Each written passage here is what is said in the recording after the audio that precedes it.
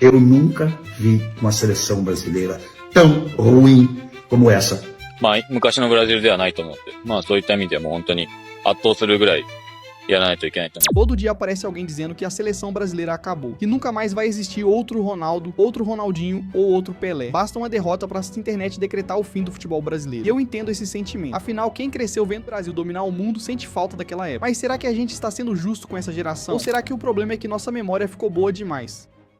O brasileiro tem um problema que nenhuma outra torcida tem. A nossa régua é completamente quebrada. A gente cresceu vendo Ronaldo Fenômeno, Ronaldinho Gaúcho, Rivaldo, Kaká, Cafu, Roberto Carlos, Adriano. Parecia que o Brasil criava um craque novo toda semana. Era como abrir um modo carreira no videogame, com todos os jogadores no auge. E o pior é que a gente se acostumou com isso. Hoje aparece um garoto promissor. E antes mesmo dele completar 20 anos, já perguntam se ele vai ser o novo Neymar. Depois querem saber se será o novo Ronaldo. E se ele não virar uma lenda, dizem que é ruim. A verdade é que aquela geração era tão absurda que fez a gente acreditar que aquilo era normal, mas nunca foi. Tem outra coisa que quase ninguém fala. O problema não é só que o Brasil mudou, o mundo inteiro mudou. Antigamente existiam 4 ou 5 seleções realmente capazes de ganhar uma Copa. Hoje qualquer jogo é perigoso. Marrocos chegou em semifinal. A Croácia foi finalista e semifinalista em Copas recentes. O Japão já eliminou gigantes. Seleções consideradas pequenas evoluíram muito. Hoje existem treinadores, estrutura, tecnologia, análise de desempenho e jogadores espalhados pelos maiores clubes da Europa. O futebol ficou muito mais equilibrado. Não é que o Brasil desaprendeu a jogar, é que ganhar ficou muito mais difícil. E sabe qual é a parte mais curiosa? O brasileiro age como se só a nossa seleção passasse por momentos difíceis. Mas olha para os outros campeões do mundo. A Inglaterra inventou o futebol e não conquista uma Copa desde 1966. Já são mais de 60 anos de espera. A Itália conquistou o Tetra em 2006. Depois simplesmente ficou fora de 2 Copas seguidas. A Alemanha encantou o mundo em 2014, goleou o Brasil por 7-1, levantou a taça e depois foi eliminada ainda na fase de grupos nas 2 Copas seguintes. Até a Argentina, antes do título de 2022, passou décadas ouvindo que nunca mais seria campeã. O futebol é feito de ciclos. Nenhuma seleção vence para sempre.